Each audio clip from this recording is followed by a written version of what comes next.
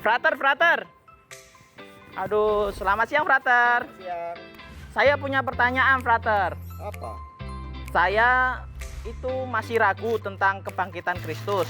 Padahal saya udah menjadi orang Katolik itu sudah lama, frater. Gimana caranya bisa memahami kebangkitan Kristus, frater?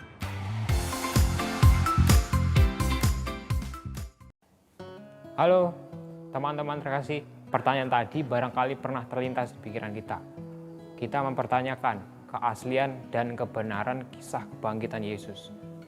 Mungkin karena ada seseorang yang pernah bertanya kepada teman-teman tentang kebenaran kebangkitan Yesus itu. Nah, menurut teman-teman bagaimana? Apakah kebangkitan Yesus itu mitos atau fakta? Perlu kita pahami bahwa kebangkitan Yesus pertama-tama bukanlah suatu peristiwa historis atau peristiwa sejarah yang dapat dibuktikan dengan fakta-fakta tertentu. Kondisi makam kosong dan juga penampakan Yesus yang ada dalam Injil bukan mau membuktikan suatu kebenaran dalam bentuk fakta tentang kebangkitan Yesus Kristus. Kedua situasi ini adalah pengungkapan iman. Yesus bangkit, maka makam kosong, itu konsekuensinya. Gereja tidak mengklaim kebangkitan Yesus sebagai sebuah fakta historis, tetapi gereja meyakininya sebagai kebenaran iman. Lalu, bagaimana gereja mengimaninya?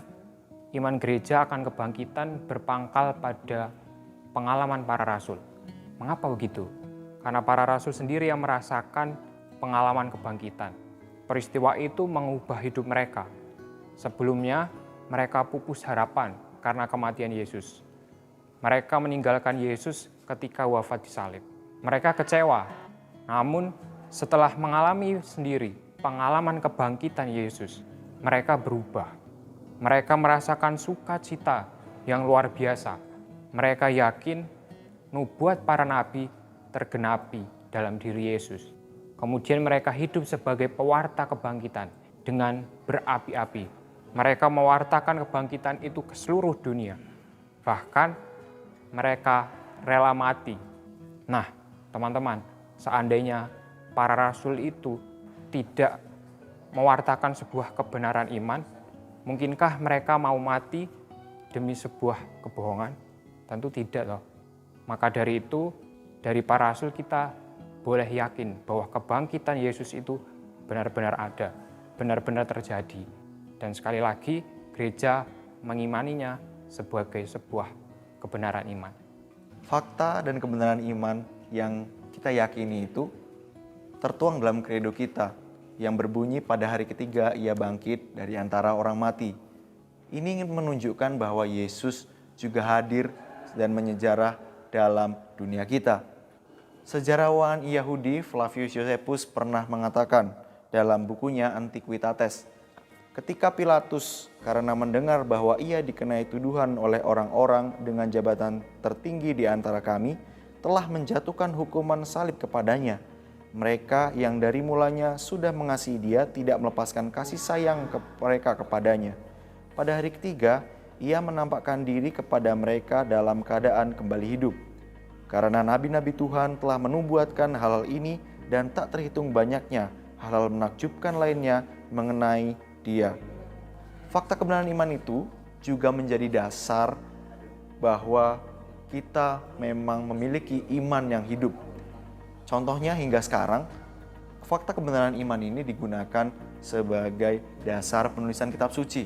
Itu tertuang dalam Injil Lukas bab 1 ayat 1 sampai 5 sebagai prolog dari Lukas sendiri yang mengatakan bahwa ia membuat sebuah penyusunan kitab suci atau Injilnya sendiri itu bermula dari saksi kebangkitan Yesus Kristus sendiri. Maka kita bisa melihat di sana bahwa kebangkitan Yesus Kristus ini menjadi tonggak dan awal iman kita.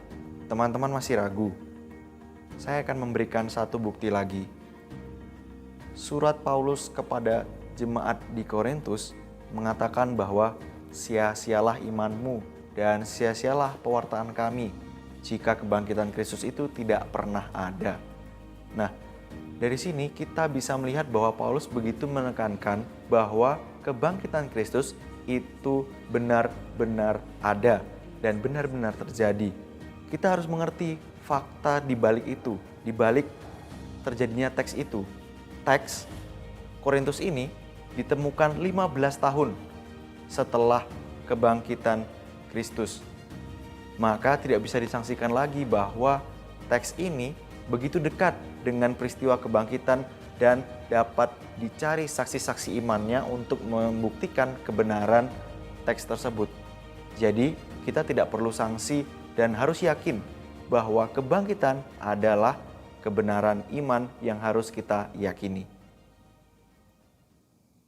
Nah, teman-teman, apa sih yang bisa kita maknai dari pengalaman kebangkitan untuk situasi kita di zaman sekarang ini? Bukannya peristiwa itu sudah berlalu ya? Ya memang. Nah, khususnya nih untuk kaum muda, apakah kaum muda sekarang ini benar-benar udah ngerasain yang namanya kebangkitan itu sendiri? Kita ambil contohnya nih, peristiwa kebangkitan dari Injil Yohanes bab 20, di mana Yesus menyatakan kebangkitannya melalui para muridnya, yaitu yang pertama Maria Magdalena, yang kedua seorang murid yang dikasihinya, dan yang ketiga Simon Petrus. Kita masuk kepada murid yang pertama, Maria Magdalena. Nah, dalam Injil dikisahkan bahwa dia adalah orang pertama yang menyaksikan kubur kosong. Artinya, Yesus memang benar-benar bangkit. Sikap Maria yang sangat antusias itu karena pagi-pagi sudah berada di dalam kubur Yesus sebelum semua orang mendahuluinya. Maria telah disapa oleh cinta Yesus, dan Maria selalu ingin bersama Yesus. Maka, kepergian Yesus menjadi suatu pukulan bagi Maria. Namun ketika melihat pintu kubur itu terguling, Maria bukannya melihat lebih dalam.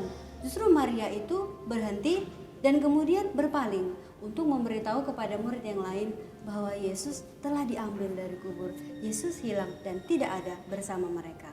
Nah, apakah kita juga seperti Maria yang mudah berpaling dan menganggap bahwa Tuhan meninggalkan kita, Tuhan tidak ada, atau Tuhan mengambil apa yang kita miliki ketika kita sedang mengalami situasi sulit? Saksi kebangkitan yang kedua yaitu murid yang lain atau murid yang dikasihi Yesus. Ini lebih menunjuk kepada Yohanes.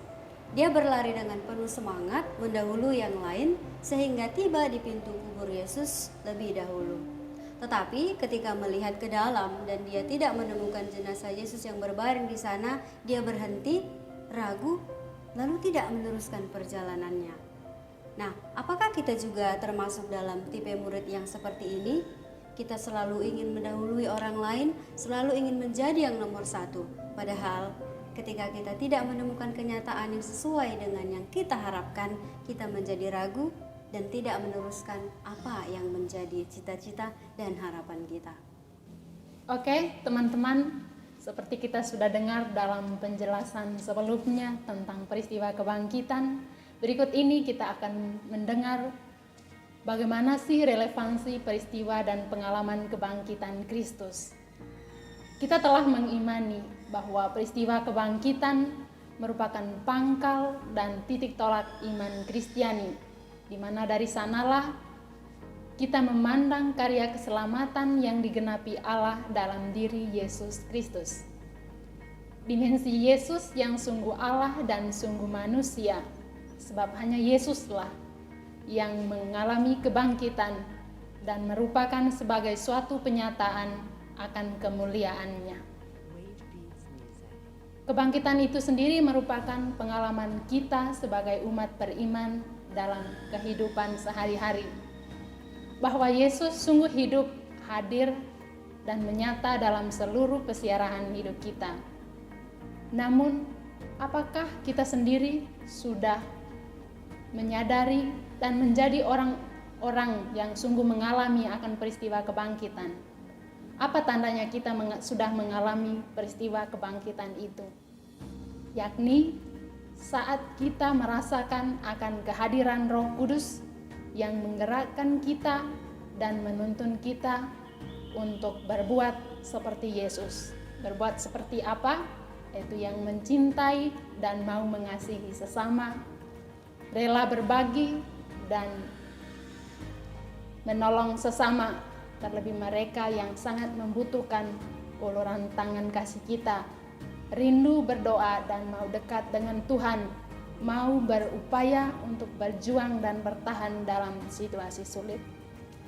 Oke teman-teman, kiranya itulah yang menjadi pengalaman bahwa kita juga telah mengalami kebangkitan di dalam kehidupan ini. Oh, jadi gitu pemahaman untuk kebangkitan Kristus. Terima kasih ya, Frater.